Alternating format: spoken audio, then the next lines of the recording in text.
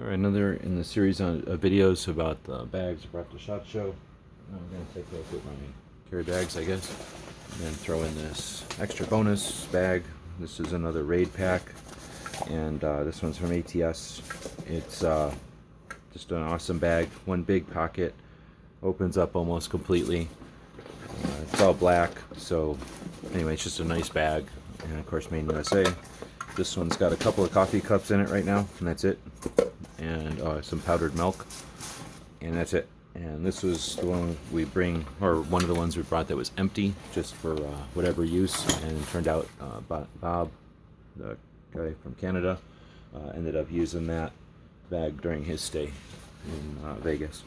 So the real bag in this video will be this. I think this is their large messenger bag from Spec Ops, made in USA over in Texas. Definitely hands down my go-to bag.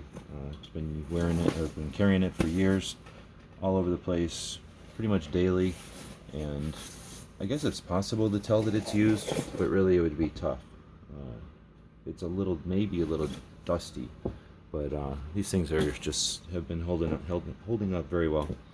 So to begin with, I started with a couple ITW, what do they call these things?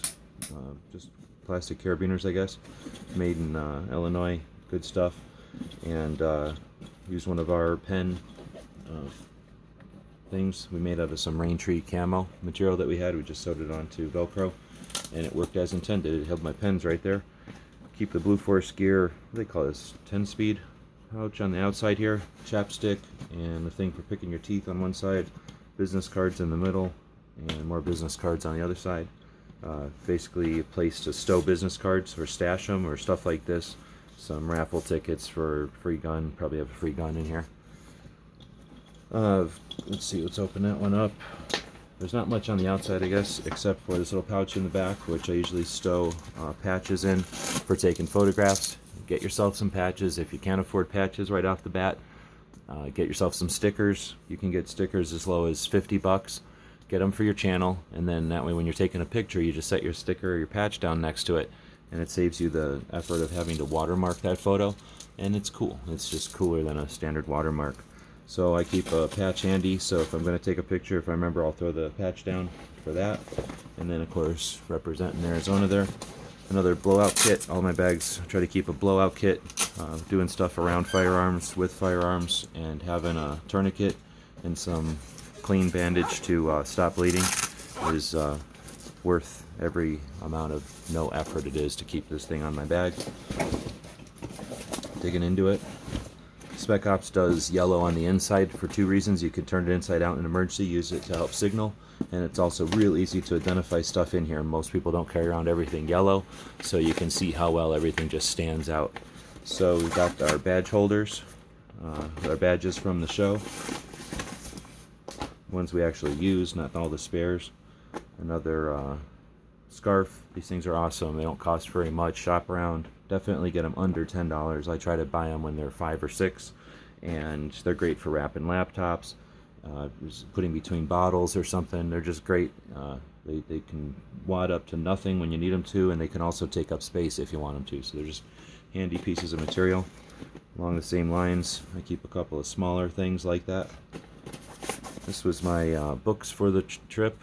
Keep all the receipts in one place so that you can, if you're doing this, unless you're independently wealthy, you have to keep track of what you're spending and what your return is. So that's how I do it. That's there. This was most of the receipts and stuff. The numbers are in here, but the paperwork to back it up is in here, as well as the stickers that I collected along the way, and a couple of business cards, actually quite a few business cards this time, and then some other paperwork that I didn't want all smashed up. Easy enough to keep it in there. Some spare batteries, flashlights. Always have flashlights when I'm in the large cavern of the Sands Convention Center. They insist on putting SHOT Show in the basement of convention centers. There's not a window in the place, so I like to have a flashlight with me. We also have some issues with the electrics on the automobile, so it's nice to have a Surefire in your pocket in case the headlights happen to go out going 80 miles an hour. Alright, we've got some business cards. It's all about networking at SHOT Show, so have lots of business cards. Carry backups along those lines. Here's another backup for some of the Every Second Matters and gun channels business cards. Then I had some patches that I was carrying around for trading, and some gum, and lots of battery backups. That's important. Keeps the cell phones going, keeps your other things working, and I guess I'm using these RAV powers.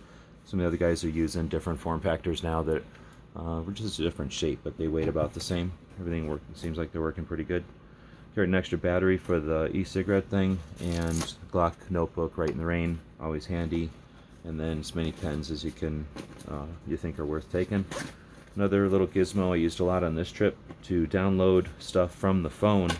I used SD cards instead of portable drives. A little bit more portable, and good way to back up your files every day. You could possibly do it to the cloud as well if you're comfortable with that, to make sure that if something does happen to the device you're carrying. Unfortunately, heard a situation with one of our friends over at one of the other podcasts that lost some equipment, and unfortunately that stuff happens. So at least save your data as often as possible, so that if you do lose your physical items, you've still got as much data as possible. Some Altoids. Usually try to keep some gum. When you're at a different altitude and you're walking around and you don't want to pay the $25 for a hamburger at the place, having some gum and some mints can get you through, so you can go eat someplace else. And then some more patches. So that's the pack that I like to carry. The other guys carry similar setups. Try to get them to do videos. Nobody really cares about doing this stuff, but I enjoy it. I like seeing what other people carry, and I'm hoping to encourage others to take off on adventures like these. SHOT Show isn't necessarily the best one to do it. It's really a show for the industry to do business, so use some of these tips and think about the NRA show this year. It's going to be in Kentucky, and it's the same exact booths as SHOT Show, but they're there to talk about their stuff and show you how it works, and answer questions. They're not doing any business there except to talk to their customers. So that's this round of what was in the SHOT Show bags, and let us know in the comments what you think of this one, wherever you happen to see the video. And as always, thanks for watching.